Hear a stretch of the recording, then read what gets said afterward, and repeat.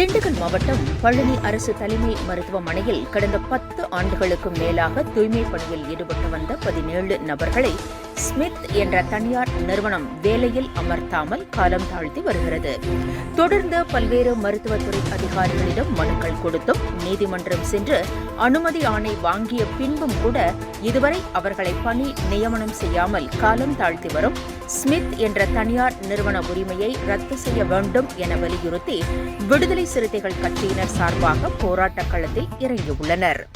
தொடர்ந்து வேலைவாய்ப்பை இழந்து வறுமையில் வாடும் 17 பேரின் குடும்பங்களை கருத்தில் கொண்டு தமிழக முதலமைச்சர் ஜோசப் விஜய் மற்றும் மருத்துவத்துறை அமைச்சர் அருண்ராஜ், மாவட்ட ஆட்சியர் துர்காமூர்த்தி, மாவட்ட மருத்துவ அதிகாரி பாரதி ஆகியோர் தலையிட்டு உடனடியாக 17 நபர்களையும் மீண்டும் தூய்மை பணியில் சேர்க்க வேண்டும்.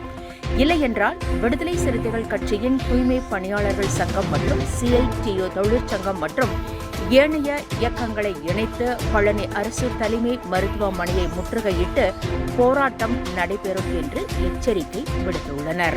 இந்த போராட்டத்தில் இளஞ்சிறுத்தை எழுச்சி பாசறை மாநில செயலாளர் சரவணன், கருத்தியல் பரப்பு குழு மாநில செயலாளர் பாவேந்தன், தமிழ் தேசிய எழுச்சி பேரவை மாநில துணை செயலாளர் பொதினி வளவன், மாவட்ட செய்தி தொடர்பாளர் பிரபு, மாவட்ட துணை செயலாளர் வாஞ்சிநாதன், நகர செயலாளர் மணிமுத்து, நகர பொருளாளர் மில்லர் மண்டேலா, நகர துணை செயலாளர் ஆறுமுகம், ராஜ்குமார், எழுச்சி பாசறை ஒன்றிய செயலாளர் பார்த்திபன், நகர அமைப்பாளர் குருசாமி, நாகராஜ் உள்ளிட்ட நிர்வாகிகள் பலரும் கலந்து கொண்டனர்.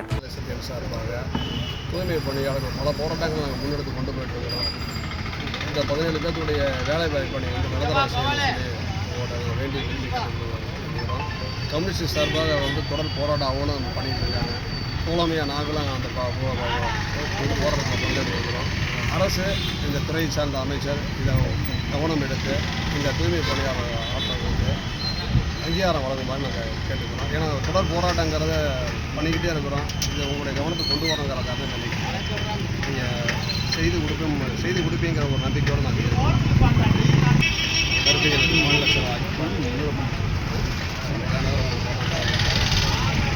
இதை வந்து ஒரு 17 குடும்பம் அப்படிங்கிறத நீங்கள் கருத்தில் எடுத்துக்கிட்டு இந்த பணியாணை வழங்குமாறு சார்பா நீங்கள் போட்ட வழக்கை வாபஸ் வாங்குங்க. நாங்கள் அப்போத்தையும் 24 பேர்த்தையும் நாங்கள் சேர்த்துவோம்னாங்க.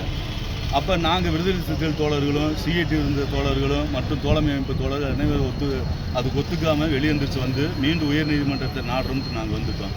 இதற்கு இடையில் வந்து VCKவோட தனிப்பட்ட சார்பாக எங்கள் தலைவர் எழுச்சி தமிழர் அவர்களையும் எங்கள் அமைச்சர் சமூக நீதித்துறை அமைச்சர் தோழர் வன்னியரசு அவர்களையும் பாதிக்கப்பட்ட 24 குடும்பத்து சார்பாக நாங்கள் போய் சந்தித்தோம்.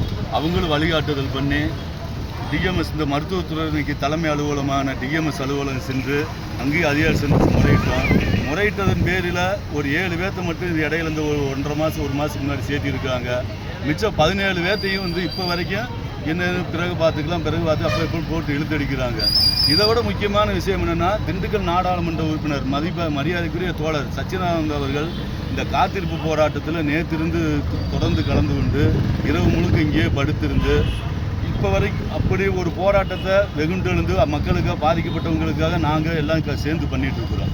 இந்த சூழ்நிலையிலும் கூட இந்த தனியார் ஒப்பந்த நிறுவனத்துக்கு என்ன அப்படி முக்கியத்துவம் இந்த அரசு கொடுக்குறது எங்கள் VCKவோட கேள்வி, ஒட்டுமொத்த இடதுசாரிகளோட கேள்வி, பாதிக்கப்பட்ட குடும்பங்களோட கேள்வியாக நாங்கள் இதைத்தான் கேட்குறோம்.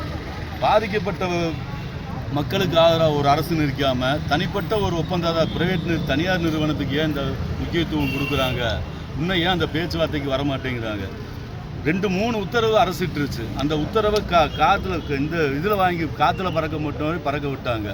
அந்த இந்நேரம் என்ன பண்ணியிருக்கணும்? அந்த தனியார் நிறுவனத்தை ஒப்பந்தத்தை இன்னும் ரத்து பண்ணியிருக்கணும். அரசு மருத்துவமனை சுகாதாரத்துறை இயக்குநர்களும் சரி, தலைமை மருத்துவமனை அதிகாரிகளும் சரி, அவங்க பரிந்துரை செஞ்சு செக்ரட்டரியேட்டுக்கு தலைமைச் செயலருக்கு பரிந்துரை செஞ்சு அந்த நிறுவனத்தோட ஒப்பந்தத்தை ரத்து பண்ணியிருக்கணும்.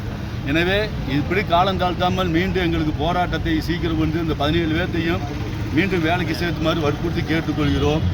இல்லை என்றால் மீண்டும் அனைத்து தோழமை இயக்கங்களையும் சேர்த்து அனைத்து கட்சிக்கு அப்பாற்பட்டு மீண்டும் போராட்டம் பல ரூபங்களில் மிகப்பெரிய போராட்டமாக விளையும்.